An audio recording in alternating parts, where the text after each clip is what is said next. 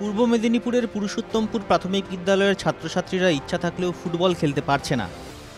কারণ দেশপ্রাণ ব্লকের এই বিদ্যালয়ের খেলার মাঠে অধিকাংশ সময় কাঁচা কাজু বাদামের লরি দাঁড়িয়ে থাকে। কাজু বাদামের খোল ছাড়ানোর জন্য বিখ্যাত এই ব্লক। ফলে ভিন রাজ্য থেকে আসা কাজু লরি এখানে দাঁড়িয়ে থাকা এখন প্রায় রুটিন বিষয়।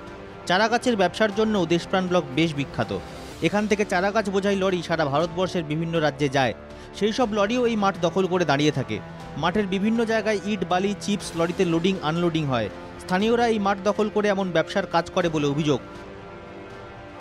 ফলে স্কুল পড়ুয়া থেকে অভিভাবকরা বেজায় ক্ষুব্ধ। এখানে এই মাঠে আমরা খেলি, লরি দাঁড়িয়ে থাকে, আমরা ফুটবল খেলি, লরি ধাক্কা দিয়ে যায়, আমাদের পায়ে ছিঁড়ে যায়। সেই জন্যে লরি না থাকলে আমরা শান্তিতে খেলবো। মানে এখানে পরিবেশটা হয়ে যাচ্ছে, জঘন্য হয়ে যাচ্ছে। মানে স্কুলের মাঠে সব ব্যবসা করছে।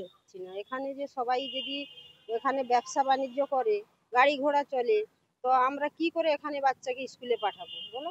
ওই জন্য আমরা এখানে স্কুলে বাচ্চাকে পাঠানোর কোনো করছি না। বিদ্যালয়ের খেলার মাঠে চারিদিকে পাঁচিলের দাবি সহ পুরো বিষয়টি স্থানীয় বিডিওকে জানিয়েছে বিদ্যালয় কর্তৃপক্ষ। বিদ্যালয়ের খুদে পড়ুয়াদের খেলার মাঠ দখল করে এভাবে ব্যবসার কাজের জন্য ক্ষুব্ধ স্থানীয় গ্রাম পঞ্চায়েত সদস্যরাও। মানে প্রাইমারি স্কুলের কাছে মানে ওটা বিজনেসের জায়গা হয়ে গেছে। আর ওটা যে বাচ্চারা পড়াশোনা করবে, যে স্কুলের মাঠ ওখানে খেলাধুলা করবে, ওটা সম্ভব হচ্ছে না। এইটা যেমন তাড়াতাড়ি সুব্যবস্থা হয়, এইটা আমি আবেদন করছি। এই মাঠ কবে দখলমুক্ত হবে, কবে শান্তিতে খেলা যাবে, আপাতত সেদিকেই তাকিয়ে রয়েছে বিদ্যালয়ের খুদে পড়ুয়ারা। পূর্ব মেদিনীপুর থেকে শান্তনু বেরার রিপোর্ট, NKTV বাংলা।